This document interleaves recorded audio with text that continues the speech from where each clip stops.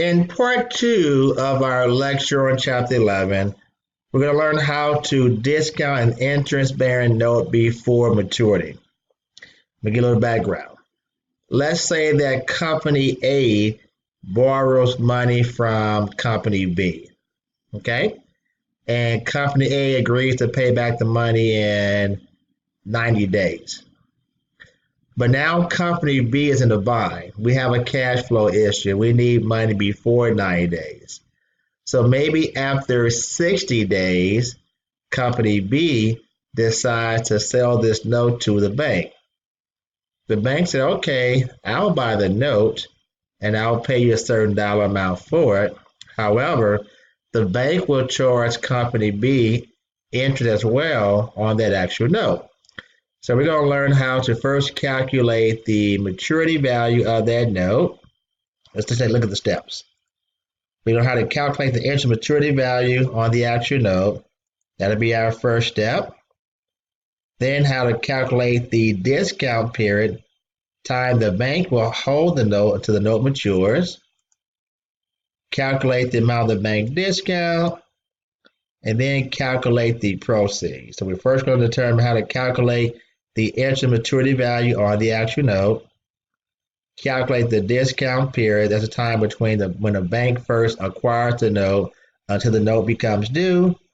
Calculate the bank discount based upon the discount period and the rate being charged by the bank. And determine the amount of proceeds we're going to receive from the actual bank. All right, let's get it. So here's our scenario. A note was issued on March the 8th with a face value of $2,000. The note is going to mature in 185 days. And the note has an interest rate of 6%. Okay? The note holder decides to sell this note to the bank on August the 9th. Okay? So keep in mind, issued March 8th, it was sold on August 9th. The bank is going to charge a discount rate of 5%. So let's see what we know here. We first can take a look at the discount period. The note was issued on March the 8th. It is now August 9th. So we've held this note for 154 days. Okay? The note is going to mature after 185 days. Therefore, the bank has to hold this note for a total of 31 days before they're going to receive their actual money. Okay? Do our calculations now. So we first determine what is the maturity value on this note. To get the maturity value, principal times rate times time, the 2,000 face value, the rate of 6%, the length of note with 185 days, again using the ordinary approach. So the interest would be $61.67. So the maturity value of this note would be the interest plus the face value, which is $2,061.67. Okay? So the bank uses the maturity value as the principal amount. The bank rate is going to be 5%. That's what they're charging. And they have to hold this note for 31 days. So they're saying how much interest would be owed to the bank on this loan based upon the maturity value of the note, the interest rate charged by the bank, and the length of time the bank is going to actually hold this note. So that amount will be $8.88. The bank is going to deduct, let me bring this down some. The bank is going to deduct the amount of interest they're going to charge from the maturity value of the note and the proceeds they're going to pay out, the difference of $2,052.79.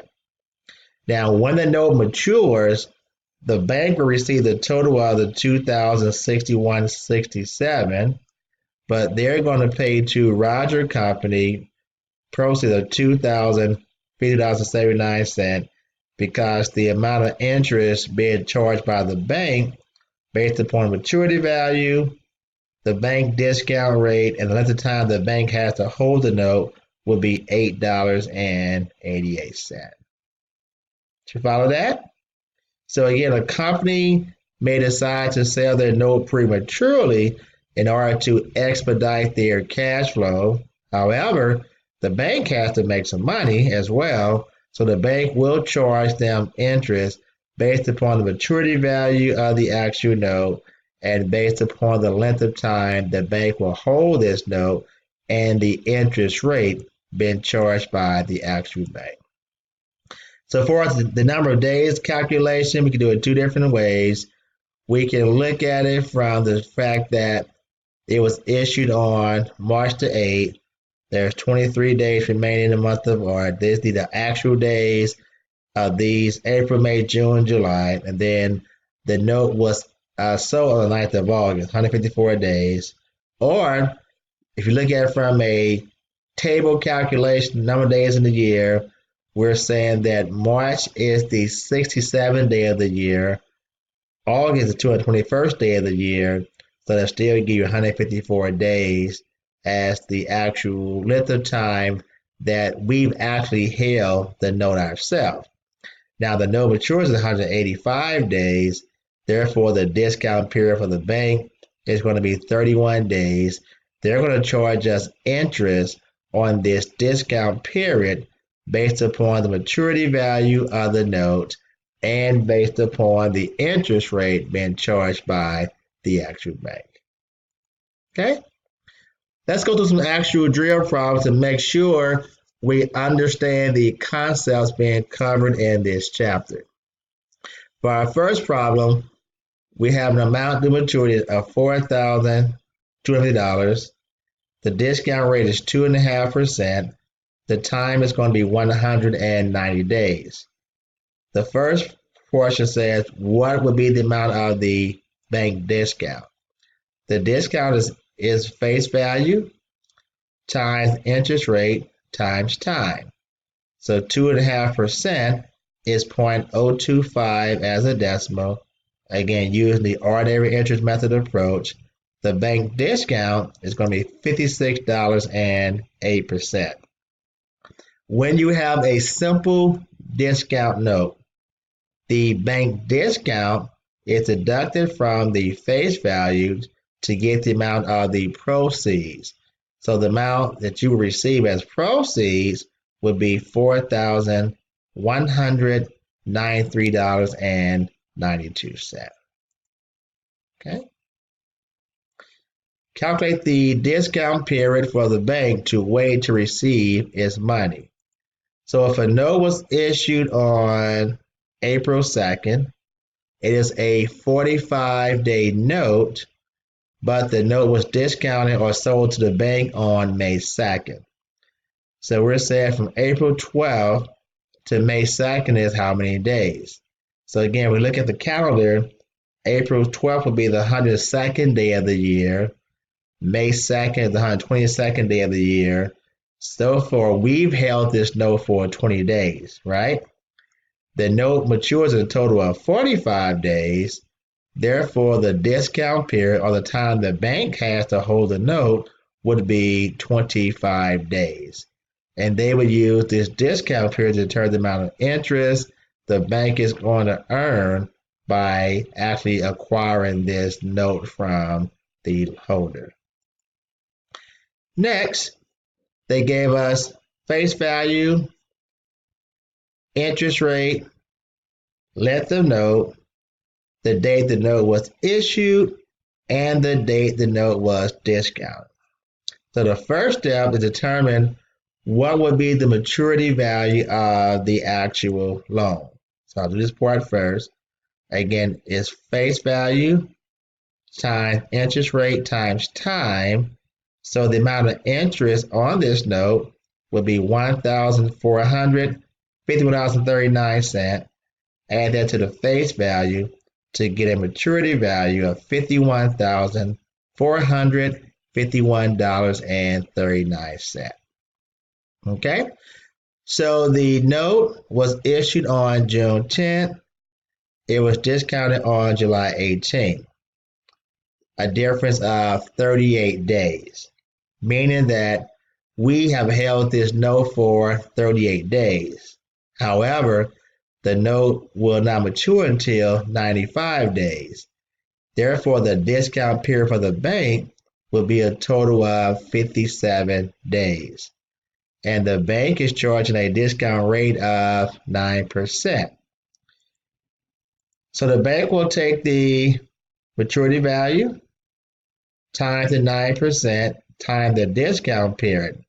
So the amount of interest being charged by the bank is $733.18.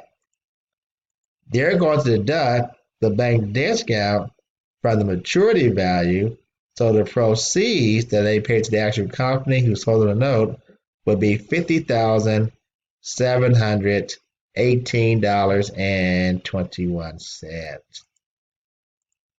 Okay. Treasury bill, $10,000 treasury bill, 4% annual interest rate for 13 weeks. And the question is, what would be the effective rate of interest on the following treasury bill? So first, if I look at the 10,000, the amount of the face value, 4%, and 13.52, we know the actual discount on the treasury bill would be $100. Therefore, the actual amount paid for the treasury bill would be $9,900.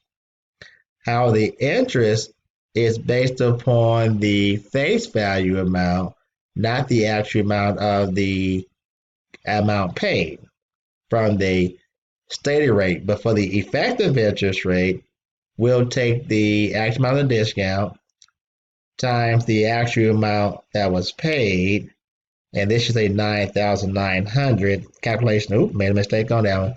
Times 13.52. This should say 9,900.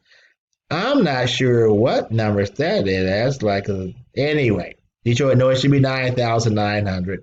So the actual interest rate earned, or the effective interest rate on this treasury bill, would be 4.04%, because the interest, or the discount in this case, was based upon the face value of 10,000, although we only paid for the treasury bill $9,900.